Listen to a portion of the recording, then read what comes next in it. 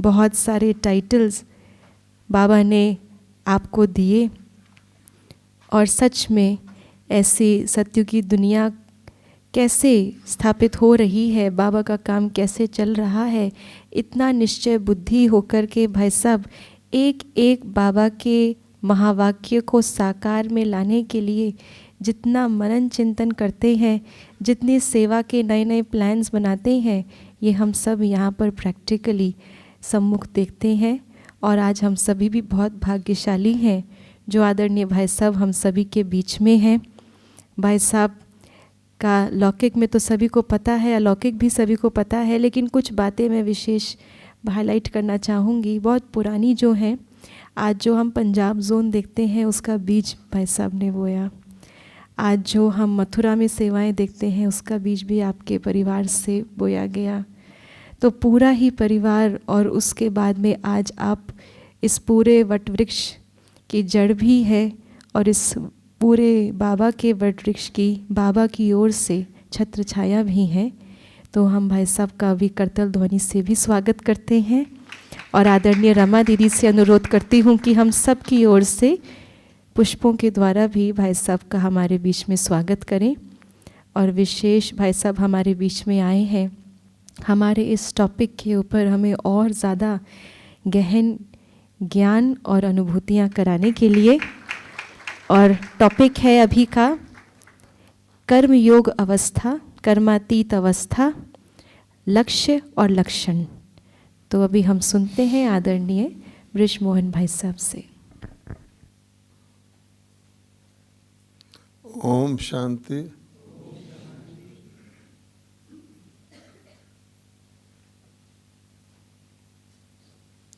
सभी आईटी वालों का स्वागत है।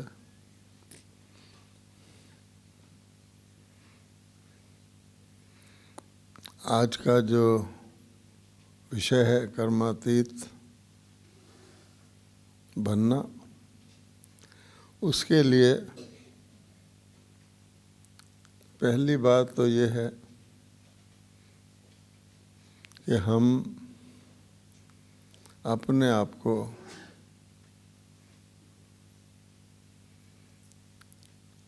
आत्मरूप जो ही कर्मातीत बनता है, अपने आप को जैसे मैं कौन हूँ कहते हैं, तो मैं कौन हूँ? मैं आत्मा हूँ, अनादि अविनाशी ज्योति स्वरूप श्रेष्ठ पावन आत्मा हूँ। इस स्मृति या कॉन्शियसनेस में सबसे ज़्यादा हमको रहना है। दूसरा नंबर, हम ब्रह्मा कुमार और कुमारी हैं।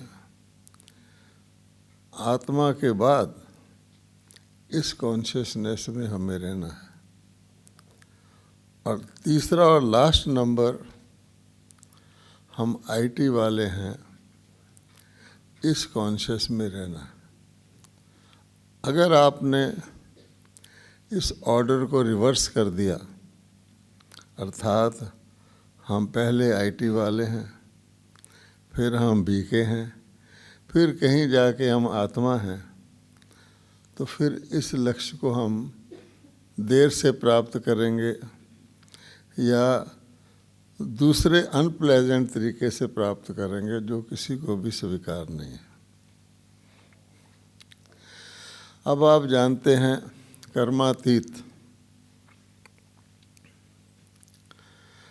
सबको पता है, कम से कम बाबा के बच्चों को, कि कर्म के बगैर इस साकार रूप में कोई भी नहीं रह सकता। कर्म के बगैर कोई नहीं रह सकता। अगर कोई ये कोशिश भी करता है कि मैं कोई कर्म ना करूं, तो वो भी एक प्रकार का कर्म है, ये हम सब जानते हैं। अब स्वयं भगवान कहते हैं कि कर्मों की गति अति गुह्य है। भगवान खुद कह रहे हैं और वो गुह्य गति हमें समझाते हैं। भगवानोवाच की भगवत गीता में भी पूरा चैप्टर है कि कर्मों की गति बहुत गहन है और कर्म, अकर्म और विकर्म का भी उसमें वर्णन है। तो हम सब भी प्राय ये शब्द सुनते आए हैं, कर्म, अकर्म, विकर्म। लेकिन इन शब्दों की गहराई क्या है, कितनी ज़्यादा है और उसका हमारे साथ कितना गहरा संबंध है, ये हम आज रिवाइज कर रहे हैं। वैसे सबको पता है। अब कर्म दो प्रकार के हो गए, एक अकर्म और दूसरे विकर्म। विकर्मों को समझना आसान है, एक विकर्मों की दुनिया है, तो हम विकर्म से शुरू कर लेते हैं। आजकल के कलयुग में कौन से कर्म हो रहे हैं, हम सब जानते हैं कि सारे ही कर्म विकर्म की कैटेगरी में जाते हैं और ये द्वापर से शुरू होता है और उसका प्रमाण ये है कि विकर्मी सम्मत चल रहा है। सम्मत का नाम ही विकर्मी सम्मत है और युग भी जो हैं इसके बड़े महान युग हैं, रजोगुणी, तमोगुणी, जिसमें एक भी आत्मा, उसका जन्म ही विकर्म से होता है, बात की बात तो छोड़ो, और वो धरती पर आते ही चाहे नई आत्मा भी उतरे तो एकदम सारा कुछ चारों तरफ जो हो रहा होता है, रजोगुण ही ले लो तो रजोगुण के लिए भगवत गीता में लिखा हुआ है कि काम विकार की उत्पत्ति रजोगुण से होती है। तो शुरू हो गया। फिर क्रोध, लोभ, वो अहंकार तो हैं ही। तो इस दुनिया में आने वाली कोई भी आत्मा जल्दी से जल्दी, और जितना समय तमोगुणी होता जाता है, अति शीघ्र एक ही जन्म में, एक ही जन्म के भी शुरू के हिस्से में ही वो 5 विकारों से ग्रसित हो जाती है। और कोई भी कर्म, चाहे वो कर्म है, चाहे बोल है, चाहे संकल्प है, चाहे सपन है, विकारों के वश किया हुआ कोई भी कर्म जो होता है वो विकर्म होता है। अच्छा, अब सृष्टि चक्र के 2 युग तो हम विकर्मों को जान गए। गीता में कहा है, भगवान ने कहा है, विकर्म की गति बड़ी गुह्य है। अभी इस दुनिया में बहुत सारे व्यक्ति, जब कोई दुख आता है, कोई कष्ट आता है, तो कहते हैं मेरे पर ही इतना, मैंने ऐसा क्या किया, मेरे पर ही इतना कष्ट क्यों आ गया। अभी वो सोच ही रहा होता है तो दूसरा कष्ट भी आ जाता है। कहते हैं सारे गुनाह मैंने किए, कौन से मैंने गुनाह किए उसको पता नहीं। और कई तो भगवान को भी दोष देते हैं, तुमने एक ऐसी दुनिया रची, ये पिता होके क्या कर रहे हो, आदि आदि। भगवान ने हमें बता दिया कि इस दुनिया का नाम दुख धाम है, मोटे रूप से बता दिया। अब दुख धाम में कोई सुख ढूंढे या शांति ढूंढे तो क्या कहा जाएगा, उसका सारा एफर्ट व्यर्थ जाएगा। केवल कभी दुख कम हो जाता है या दूसरे का कम हो जाता है, मेरा ज़्यादा हो जाता है, तो व्यक्ति कहते हैं मैं सुखी हूँ इसकी भेंट में, और वो ज़्यादा देर नहीं रहता। तो जैसे राम राज्य के लिए कहा गया कि वहाँ किसी प्रकार का भी दुख नहीं होता, यहाँ किसी ना किसी प्रकार का दुख होता ही है। तो ये तो हो गई शॉर्ट में विकर्मों की बात।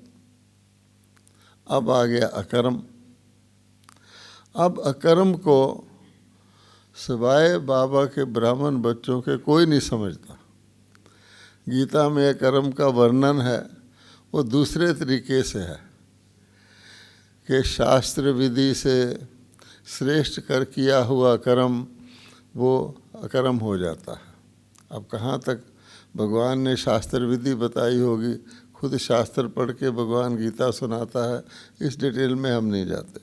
अकर्म क्या है तो हम सबको पता है, वह कर्म जो हम प्रारब्ध के रूप में भोगते हैं, अर्थात अपना स्टॉक जो हमने श्रेष्ठ कर्मों का जमा किया हुआ है उसकी हमें प्रारब्ध प्राप्त होती है। उस कर्म का कोई फल नहीं होता, केवल उसको उसका सुख मिल जाता है, उसको कहते हैं अकर्म। और ये भी हम जानते हैं कि जब हम अकर्म की दुनिया में होते हैं, हमारे अकर्म के दो युग होते हैं, सतयुग और त्रेता, वहाँ हम और किसी प्रकार का कर्म कर ही नहीं सकते, ना विकर्म कर सकते हैं ना श्रेष्ठ कर्म कर सकते हैं। प्रारब्ध ही प्रारब्ध प्रारब्ध ही। अब इतनी गहरी बात शास्त्रों में लिख भी दो या बोल भी दो कि हम विकर्म और अकर्म की गति को जानते हैं, कहाँ तक जानते हैं? देवताओं को बिल्कुल पता नहीं, फर्स्ट बर्थ के देवताओं को भी पता नहीं क्या कि उनके साथ नेक्स्ट बर्थ में क्या होने वाला है और उनके 84वें बर्थ में जाके क्या होने वाला है। अगर वो ज्ञान हो जाए तो प्रॉब्लम हो जाए। इसलिए भगवान कहते हैं कि बस सतयुग से लेकर कलयुग के अंत तक कोई भी आत्मा कर्मों की गुह्य गति को नहीं जानती। कर्मों का वर्णन करते रहते हैं, कर्म ऐसे होने चाहिए, ऐसे नहीं होने चाहिए, कुछ भी करते रहो, लेकिन फैक्ट ये है कि अगर कर्मों की गति का ज्ञान होता तो युग को ही, सारे संवत को ही विकर्मी संवत क्यों कहा जाता? एक आध तो होता, ऊपर से भी जो आया प्योर। बाबा ताजा मुरलियों में कह रहे हैं कि प्योर आत्मा ही धर्म स्थापित कर सकती है, लेकिन वो किसी को प्योर नहीं बना सकती। अब इससे ज़्यादा गहराई क्या हो सकती है? अच्छा, अब दो बातें तो हो गई, विकर्म की भी हो गई और प्रारब्ध की भी हो गई। तो दुनिया के अंदर भी और भगवानोवाच की गीता के अंदर भी असली बात मिस हो जाती है, बाकी दो रहती हैं, मोटी मोटी जो दिखाई पड़ती है। गीता में कहा हुआ है कि केवल दो ही प्रकार के लोग होते हैं, एक आसुरी संपदा और एक दैवी संपदा, तीसरी प्रकार का नहीं होता। और जब आसुरी होता है तो दैवी नहीं होता, दैवी होता है, यहाँ तक भी लिखा हुआ।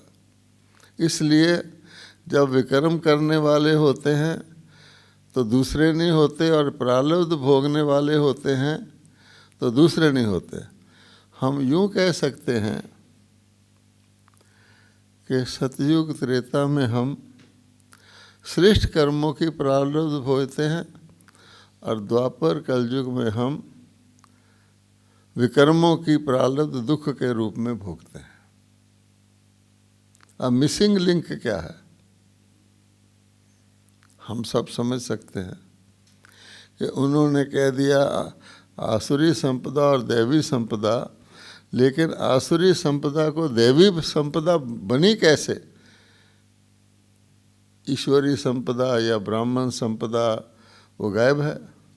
इसी प्रकार से यहाँ पर विकर्मी सम्मत तो हो गया।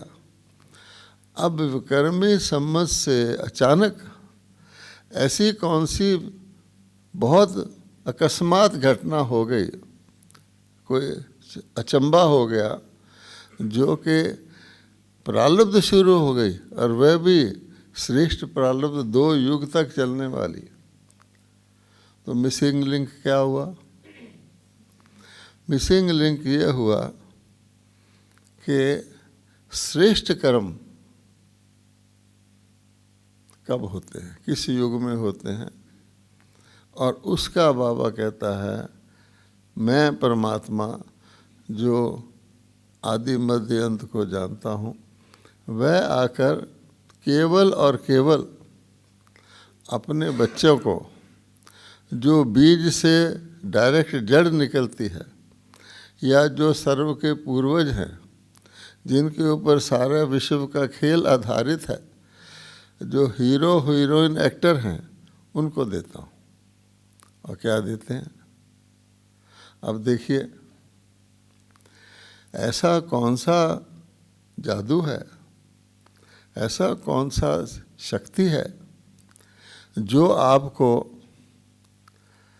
2 युगों के विकर्मों के बोझ को भस्म कर दे, आपका 2 युगों का उधार उतार दे, नंबर 1, और साथ ही साथ अगले 2 युगों में स्वर्ग की प्रारब्ध बना दे। ये तो कोई जादू ही हो सकता है, आम व्यक्ति तो नहीं कर सकता। और उस जादू का वो जादूगर अपने बच्चों को बताते हैं। अब ज़रा सोचिए कि कितना अधिक महत्व संगम युग का हो जाता है कि जो गलतियां हम एक आध जन्म नहीं, गलती पे गलती और उससे भी ज़्यादा खतरनाक गलती, गिरती कला वाली हम 2 युग तक करते आए, जिसके कारण से हम देख रहे हैं बुद्धि में ज्ञान दे दो, भक्ति करा दो, कुछ भी कर दो, समझ भी दे दो, लेकिन प्रैक्टिकली हम कर नहीं पाते। इसलिए बहुत से लोग नई नई टेक्नोलॉजीज आती हैं तो कहते हैं कि वाह, ऐसी टेक्नोलॉजी, इससे इतना वंडर हो गया। अच्छा, अब ये बताइए, इस टेक्नोलॉजी के आगे, स्पिरिचुअल टेक्नोलॉजी के आगे, सूर्य के आगे अन्य टेक्नोलॉजियाँ क्या हैं? क्या कहेंगे? सूरज के आगे चिराग दिखाने की कोशिश। अच्छा, कि आत्मा को उसके 84 जन्मों की पूरी का पूरा ज्ञान और कारण सहित कि किस वजह से ऐसे हुआ, किस कारण से ऐसे हुआ, किस कारण से ऐसे हुआ, फिर उसका निवारण कि अब वैसे होना है तो फिर किस कारण से होना है। और एक आत्मा ने सारी दुनिया की सभी आत्माओं का मिलाकर के ज्ञान कि नीचे कब आते हैं, ऊपर कब जाते हैं, और जो ऊपर से भी आते हैं उनकी क्या हशर या दशा होती है, ये इससे बड़ी टेक्नोलॉजी हो सकती है? हम खुद जानते हैं कि दुनिया के बड़े वंडर हैं, लेकिन छोटी सी आत्मा, उसमें सारे कल्प का पाठ भरा हुआ। ना सिर्फ ये, बल्कि वो पाठ कभी घिसता नहीं, वो पाठ हूबहू रिपीट होता है, और हमने वो पाठ अनगिनत बार रिपीट किया है। और फिर इसमें जितने एक्टर हैं सबका पाठ एक्यूरेट बना हुआ है। हर एक को किसी के साथ नाइंसाफ़ी नहीं है, हर एक को सुख और दुख मिलता ही है, चाहे वो कलयुग में भी आ जाए। तो ऐसा वंडरफुल ज्ञान जिसके पास हो तो पहले क्या गिनेगा? अब फर्स्ट नंबर क्या किसको रखेगा? वो फर्स्ट नंबर उस बिंदु आत्मा को रखेगा और उस परम बिंदु परमात्मा को रखेगा जो ये देता है। अच्छा, अब देता भी नहीं है, सिर्फ रास्ता भी नहीं दिखाता बल्कि करवाता भी है, प्रारब्ध बनाता भी है। और हम और आप यहाँ किस हिसाब से आ गए? ऐसे थोड़ी स्टेज पर किसी ने धक्का दे दिया जाओ एक्टिंग करो, नहीं। तो वो आप सोचिए तो आपके रोमांच खड़े हो जाएंगे कि वाह वाह वाह, ये तो तुमने हमें काम दिया हुआ है। इसलिए हम उस मुख्य लक्ष्य को सामने रखकर बाकी काम करें। हम किसी भी डिपार्टमेंट के हैं, कोई भी हैं, हमारी विशेषता को भी ईश्वरीय कार्य में यूज करवाने का भाग्य उसने दिया है। दुनिया में किसी भी विशेषता के लोग बहुत हैं, हर विशेषता के लोग हैं। अच्छे अच्छे ऐसे ड्राइवर हैं, अच्छे अच्छे ऐसे गार्डनर हैं, अच्छे से अच्छे कुक हैं, अच्छे से ऐसे डॉक्टर, हर पेशा के। टेक्नोलॉजी वाले भी हैं, कम्युनिकेशन जिसमें टीवी वगैरह था वो भी है। कितने दिन रात वो चलते रहते हैं, बहुत एडवांस्ड टेक्नोलॉजी का भी प्रयोग करते हैं। लोग हैरान होते हैं और वो इम्प्रूव होती जाती है, परंतु कंटेंट क्या है, उसका कंटेंट क्या है। आपकी टेक्नोलॉजी तो इम्प्रूव हो जाए, लेकिन उसके अंदर आपने क्या भरा हुआ।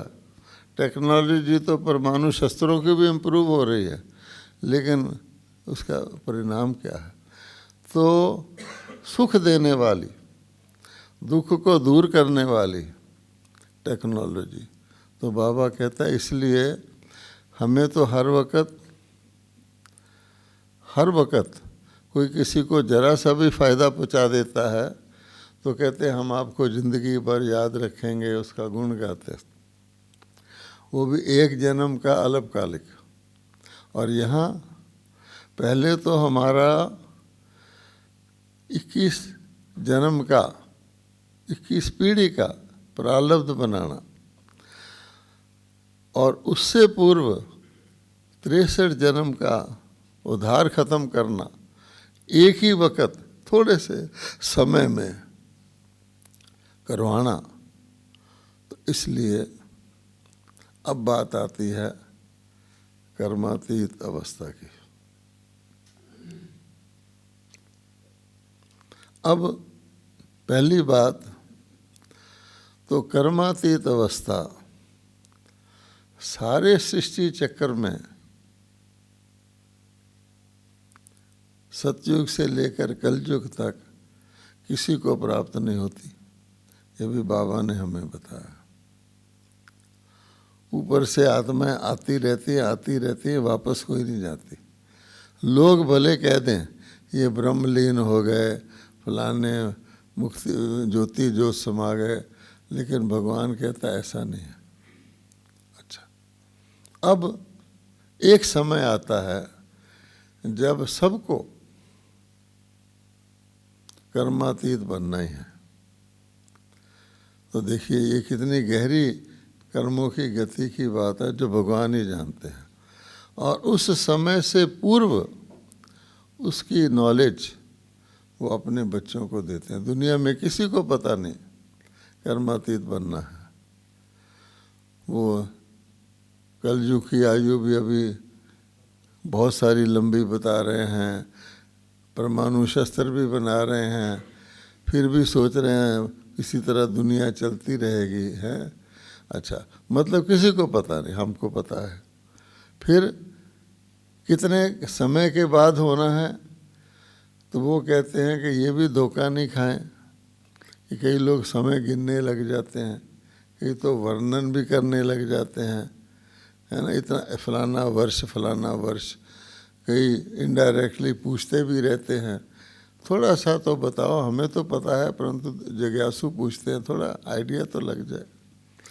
तो भगवान ने उसका एक ही उत्तर दिया हुआ है कि हमारे लिए, ब्राह्मण के लिए, जिस दिन उसकी प्राण निकले उसके लिए संगम खत्म। तो बताइए कितना समय कौन किसको बता सकता है। ठीक है, तो इसलिए ये भी बताकर हर तरह से भगवान ने हमें, एक तो वैसे ही समय थोड़ा है, एक थोड़े का भी थोड़ा बचा है और उसमें कार्य कितना करना है। बाबा कहता है कम कर लो कोई बात नहीं, ये भी बता देते हैं कि मेरा बच्चा बन गया तो त्रेता के अंत तक जरूर आएगा, लेकिन उसके आगे राजा और रंक, चंडी देवी भी पूजी जाती है। बाबा कहता है चंडाल भी पूजे जाते हैं। वो सारा सामने सीन बता देता है। इसलिए वो कहता है कि मैं सब कुछ बता भी देता हूँ, फिर भी हर आत्मा जो उसने पूर्व में किया है वो ही करेगी, क्योंकि जैसे जैसे ड्रामा अनफोल्ड होगा उसकी बुद्धि उसी प्रकार चलेगी। आमतौर पे व्यक्ति को अपनी बुद्धि का अभिमान होता है। बुद्धि का मतलब विशेषता का अभिमान होता है, और वो समझता है कि मैंने अपनी विशेषता, ये नहीं समझता कि परमात्मा ने मुझे मौका दिया ब्राह्मण परिवार में अपनी विशेषता को यूज़ करने का, ये वो भूल जाता है। और वो ये समझता है कि मैंने अपनी विशेषता बाबा के यज्ञ में दी, उसके बदले में मुझे आगे 21 जन्म छोड़ो, यहाँ ही थोड़ा बहुत कुछ ना कुछ मेरा नाम हो जाए, मेरा फ़ोटो आ जाए, मेरा मान हो जाए, कोई गिने कि मेरे जिसमें मैं हूँ उसमें मैं कुछ हूँ, हैं, अपनी विशेषता को ख़ास तौर पे दिखाया जाए, मेरा नाम मेंशन किया जाए, मुझे कोई पद पोजीशन दी जाए। अच्छा ले लो, भगवान कहते हैं यहाँ हर चीज़, शिव जी का एक असूल है, जो मांगो तथा अस्तु। भस्मासुर मांग ले, राख चाहिए तो ले, राख ही ले ले। तो ये भूलने के कारण से जिसको बाबा कहता कच्चा फल खाना, एक पिता अपनी संतान से ये देख रहा है कि मेरी संतान मैंने उसको अडॉप्ट किया है कुछ वर्षा देने के लिए, और उसके दिमाग में कौन सा वर्षा है हर बच्चे के लिए, और बच्चा पिता से छोटी मोटी टॉफ़ी मांग रहा है कि ये दे दो, मेरे भक्ति में जैसे मांगते थे ये चीज़ नहीं। तो ये जो बुद्धि का अभिमान है उसको हम आई कॉन्शियसनेस कहते हैं। वो तब आता है जब हम देह भान में होते हैं, क्योंकि देह भान वाले को जीवन का लक्ष्य इस देह तक ही सीमित रहता है। वो सोचता है कल किसने देखा है, आत्मा परमात्मा किसने देखा है, सतयुग तो कब आएगा, परम धाम पता नहीं कहाँ है, यहीं डीप डिस्काउंट करके जो मिलना अभी ले लो। अच्छा, अब देखिए नतीजा क्या होता है कि जैसे सुई के नोक में से आपने धागा डालना है तो धागा तो उसमें निकल सकता है, ऊँट तो नहीं निकल सकता। इसी प्रकार से उस व्यक्ति को पक्का हो जाता है, उसको कहिए आप यहाँ बैठ के ज्ञान की कोई भी पॉइंट सुनाओ, वो इतनी बढ़िया सुनाएगा, इतना बढ़िया विश्लेषण करेगा जिसमें पता लगेगा कि इसमें पूरी नॉलेज है, नॉलेज फुल। बाबा कहते हैं मेरे से भी ज़्यादा वो एग्जाम्पल दे के आपको कन्विंस कर सकता है किसी बात में। परंतु प्रॉब्लम क्या है? प्रॉब्लम ये है, इन्फॉर्मेशन तो छोड़ दो, इन्फॉर्मेशन के लिए तो कहा जाता है नाजायज़ रॉन्ग इन्फॉर्मेशन, फालतू इन्फॉर्मेशन भी हो सकती है। हम इन्फॉर्मेशन की ना बात नहीं कर रहे। कई ऐसे डिपार्टमेंट है जो चाहे इन्फॉर्मेशन ही अपलोड करते रहते हैं। लोगों के दिमाग में थोड़ी बहुत जगह खाली भी हो तो इन्फॉर्मेशन डालते ही रहते हैं। अच्छा पिछली निकाल दो, अगली ले लो। हाँ, old wine in new bottles. अच्छा, परंतु इन्फॉर्मेशन तो सब जानते हैं, समझदार लोग नहीं।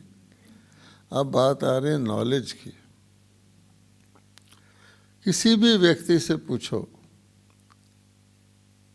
तो कहेगा मुझे पता है ना अच्छा क्या है बुरा क्या है। भगवान ने कौन सी बात छोड़ी है मुझे बताने के लिए जो मुझे पता ना हो कि बुरा क्या है अच्छा क्या है। ठीक है, राइट है। दुनिया वालों को कोई भी बीके ज्ञान सुनाएगा तो वो उसके चरणों में पड़ जाएगा, उसी का फ़ोन नंबर नोट करेगा। अच्छा, परंतु नॉलेज में एक दिक्कत है। वो क्या है? मुझे पता है अच्छा क्या है, मुझे ये भी पता है गलत क्या है, लेकिन मैं अच्छा कर नहीं पाता और गलत छोड़ नहीं पाता। ये प्रॉब्लम है उसमें। तो क्या किया जाए? आपको नॉलेज दोनों साइड की हो गई। कई लोग तो खास दूसरी साइड की नॉलेज लेने भी जाते हैं, दुनिया का थोड़ा अनुभव तो कर ले, वो वापस नहीं आते। लेकिन खैर, अब आप बताइए। दुर्योधन भी यही कहता था कि मुझे पता है राइट क्या है रॉन्ग क्या है, पर मेरी रुचि इंक्लिनेशन ही नहीं है किसी काम को करने की, तो मैं क्या करूं। आज बच्चे को कहो दूध पी ले, नहीं पिएगा, कोका कोला पी ले पिएगा। अब क्या, ये दोनों सामने रख दो, उसके गुण भी बता दो, उसके अवगुण भी नहीं। अब इसका क्या किया जाए? इसलिए शिव बाबा कहते हैं कि मैंने उसको भी चेंज किया हुआ है थोड़ा सा। सरस्वती जिसको गॉडेस भगवान देवी कहते हैं, गॉडेस ऑफ विजडम है, गॉडेस ऑफ नॉलेज नहीं है। ये पक्का नोट कर लीजिए। Saraswati is goddess of wisdom, not goddess of knowledge. और सरस्वती के साथ जितने भी बाबा के बच्चे हैं, उनको क्या है, वो नॉलेज वॉलेज को नहीं देखते, वो विजडम में जाते हैं। और विजडम में ओनली वन साइड होता है, ये नहीं ये खराब है ये गलत है। विजडम क्या देखती है? सिर्फ और सिर्फ अच्छा देखती है। अब बताओ, आप अच्छा देखोगे, आपके अंदर अच्छा जाएगा, अच्छा का संकल्प आएगा, अच्छा सोचोगे तो अच्छा ही अच्छा हो जाएगा, उसमें खराब देखना ही नहीं। अच्छा, कोई कहे भी ये खराब है, उसके तीसरी आंख में उसने घुसना ही नहीं। इसलिए भगवान कहता है कि जो मैंने फार्मूला बताया है कर्मातीत बनने का, उसमें विजडम है। विजडम क्या कहती है कि जिस समय जैसा हो वैसा करो, और वो तभी कर सकते हैं अगर हम हर समय ध्यान रखें कि कोई चीज़ हमें गलत तो नहीं हो रही। इसलिए सतयुग की परिभाषा दी जाती है दैवी संपदा की या दैवी लक्षणों की, कर्मातीत स्टेज के लक्षणों की। कर्मातीत डज नॉट मीन कि हम कर्म ही ना करें। यहाँ धरती पर हमको कर्म तो करना ही है। कि everything happens, everything without exception at the right time। पहले तो हमें ध्यान रखना है कि हम हर चीज़ को ठीक समय पर करते हैं, ओवरडू तो नहीं करते, या समय से पहले या समय के बाद तो नहीं करते। जिस समय जो करना वही करते हैं। तो प्रकृति सारी समय के अनुसार चलती है। अगर विनाश भी होना है कल 12 बजे तो 11:45 नहीं होगा। इसलिए देवता, क्योंकि वो करते रहे हैं इसलिए वो देवता हैं कि उन्होंने नेचुरली, वहाँ घड़ियाँ नहीं होती थी, हमको समय के लिए घड़ियाँ रखनी पड़ती हैं, हम टाइम गिनते हैं, वहाँ ने नेचुरल है। और इसीलिए आप 300 साल के बाद सूर्य कब निकलेगा आज कैलकुलेट करके बता सकते हैं। अच्छा, अगर समय गलत हो जाए फिर? किसी को बहुत अच्छा गीत गाना आता है लेकिन रात के 12 बजे गाना शुरू कर दे तो? दूसरा, right time and right place, कि किस स्थान पे मुझे क्या करना है, वो भी हमारा एक्यूरेट अभ्यास होना चाहिए। छोटी छोटी बात में भी हम कहते हैं अच्छा चलो 5 मिनट बाद चले गए तो क्या हुआ, 5 मिनट पहले उठ गए तो क्या हुआ, ये 5 मिनट ही घाटा डालेंगे। इसलिए राइट टाइम राइट प्लेस।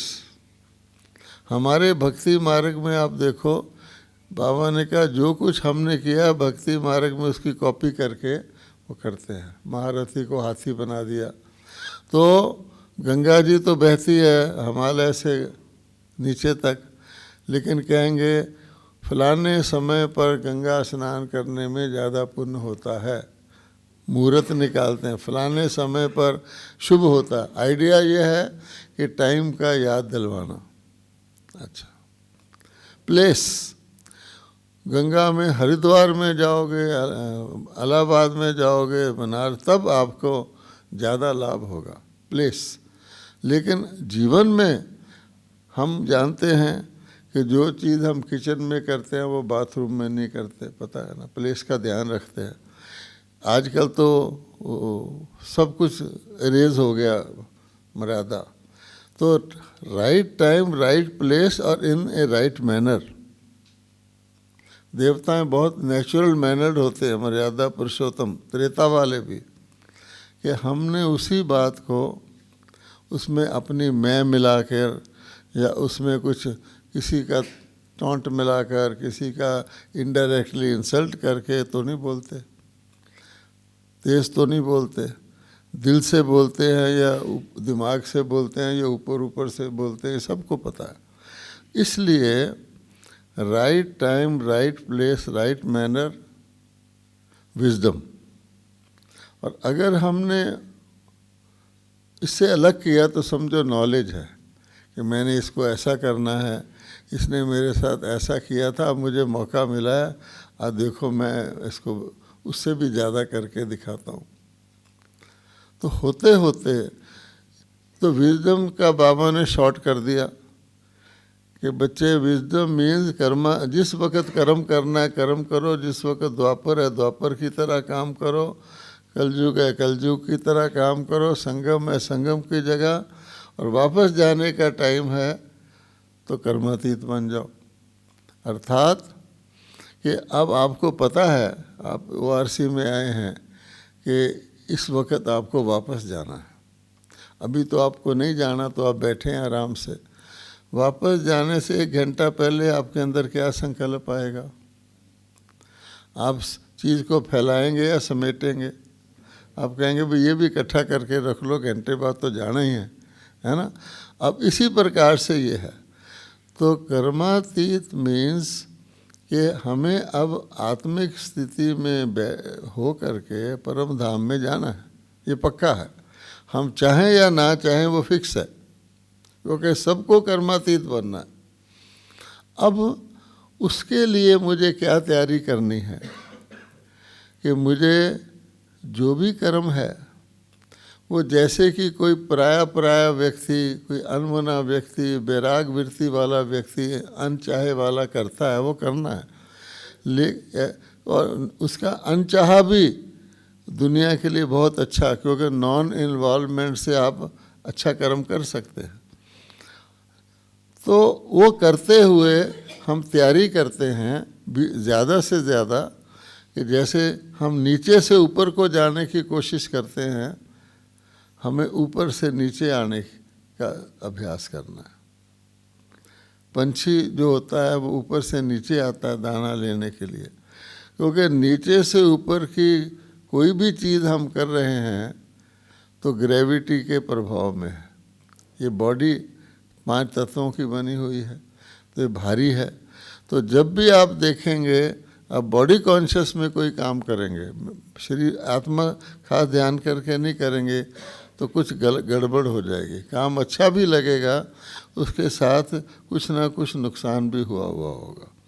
इसलिए आत्म स्वरूप में रहकर, और बाबा कहता है आत्मा में भी पुराने संस्कार हैं पूरे खत्म, परमात्मा को याद करके साथ रखे जब हम कोई कर्म करते हैं तो हम वो कर्म हमारा कर्मातीत की तरफ ले जाता है।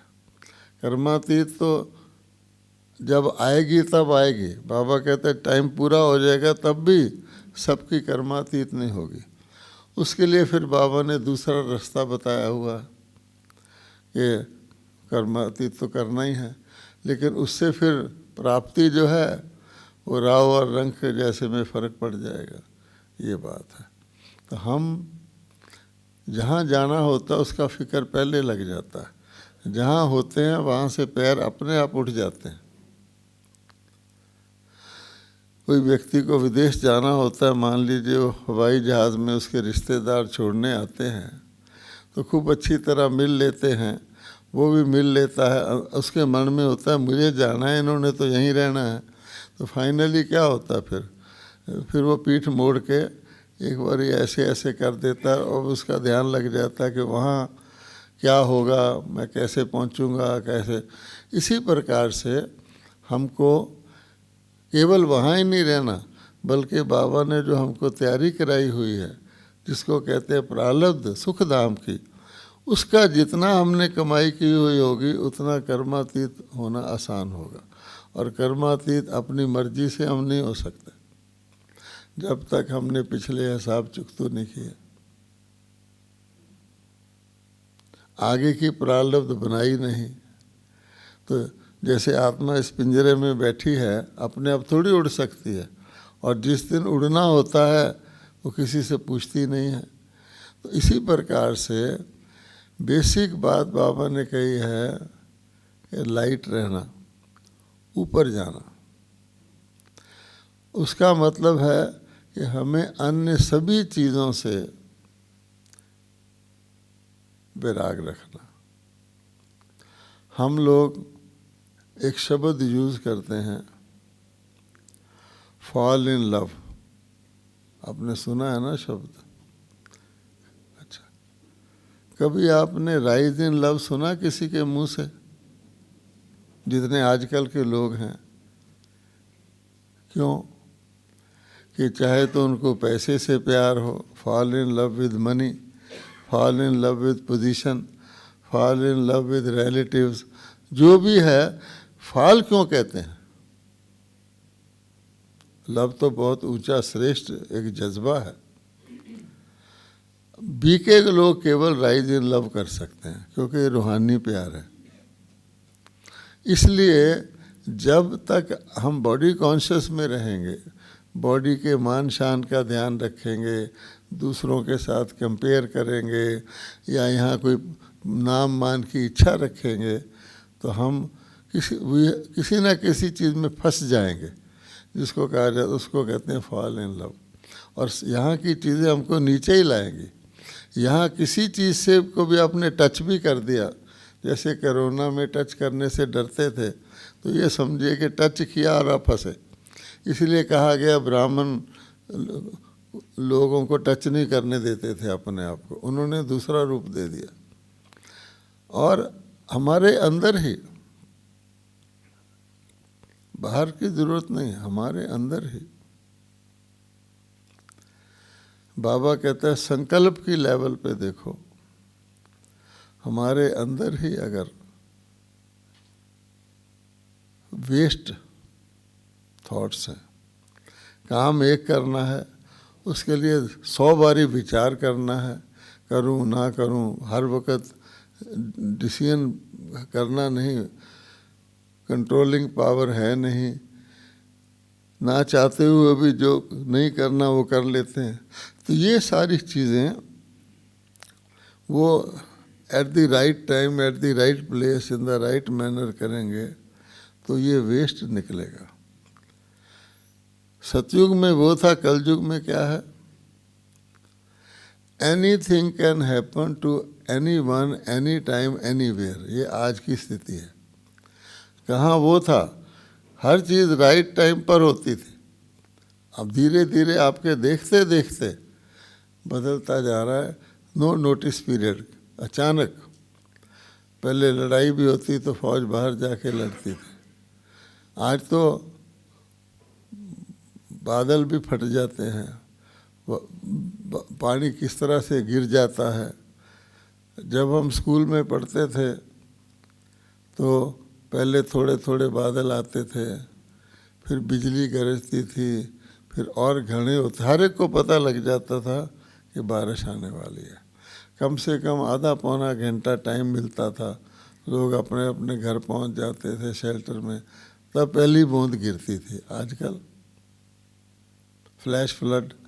इसलिए उसका ध्यान रखते हुए बाबा कहते हैं इस दुनिया के संग से, और हमारे अंदर जो है, अब मान लो आपने देवता बनना है, बाबा ने फार्मूला बताया कि विजडम रखनी है, शुभ ही शुभ सोचना है। अच्छा, हमने अपने मन में अशुभ सोच लिया, किसी से ईर्ष्या कर ली, किसी से घृणा कर ली, कोई हमसे आ गया, उसने कुछ कर लिया, उसकी तारीफ हो रही है तो हमको दुख हो रहा है, इसकी तारीफ क्यों हो रही है, हमारी क्यों नहीं हो रही है, वगैरह वगैरह, जिसको बाबा कहते हैं ईर्ष्या, द्वेष, घृणा। तो ये अगर हमारे अंदर है तो पानी, साफ पानी अगर गंदे पानी से मिक्स होके जाएगा तो साफ तो नहीं रहेगा। यहाँ तो उल्टा होना चाहिए। इसलिए बाबा ने कहा ज़्यादा चक्कर की ज़रूरत नहीं। डिवाइन विजडम ये कहती है कि दैवी गुणों का ध्यान रखो, अच्छा ही अच्छा सोचो, और वेस्ट को न आने दो। तो अगर हम ध्यान रखते हैं तो धीरे धीरे वो कम हो जाता है। तो कर्मातीत तब आएगा जब हम हर प्रकार के वेस्टफुल कर्मों से, बोल से, थॉट से मुक्त होंगे। तब बाबा कहते हैं कि सब मुक्ति चाहते हैं। काहे से चाहते हैं? तकलीफ़ से। तो तकलीफ़ क्यों होती है? बंधनों से होती है। और बाबा कहते हैं मुक्ति भी वो नहीं कि तुम छूटकर आत्मा बन के वहाँ पहुँच जाओ, जीवन मुक्ति चाहते हैं। हमारी आत्माएं, हम लोग जो हैं हीरो पार्टधारी हैं। वहाँ बाबा हमको बहुत थोड़ा वहाँ रखता है, क्योंकि वहाँ जाना ज़रूरी है। तो इसलिए यहीं हमको दैवी गुण धारण करने हैं, ये चेक करना है। और बाबा ने कहा हुआ है कि सतयुग में ज्ञान नहीं होगा, शक्तियाँ नहीं होंगी, सेवा का मार्जन भी नहीं होगा, केवल दिव्य गुण फल के रूप में होंगे। तो कर्मातीत को हम एब्स्ट्रैक्ट में ना लें, होल कॉन्टेक्स्ट में लें। तो और ब्रह्मा बाबा कैसे कर्मातीत हुए, मातेश्वरी कैसे कर्मातीत हुई, उन्होंने सारा चुकतू भी कर लिया। थोड़े से थोड़े टाइम में मम्मा का आज भी आया है कि देखो, ज़रूरी नहीं है कि आप धन वगैरह लाएं, ज्ञान धन है आपके पास। थोड़े से थोड़े टाइम में उन्होंने प्राप्त कर लिया, दादियों ने कर लिया, हम भी कर सकते हैं। ओम शांति।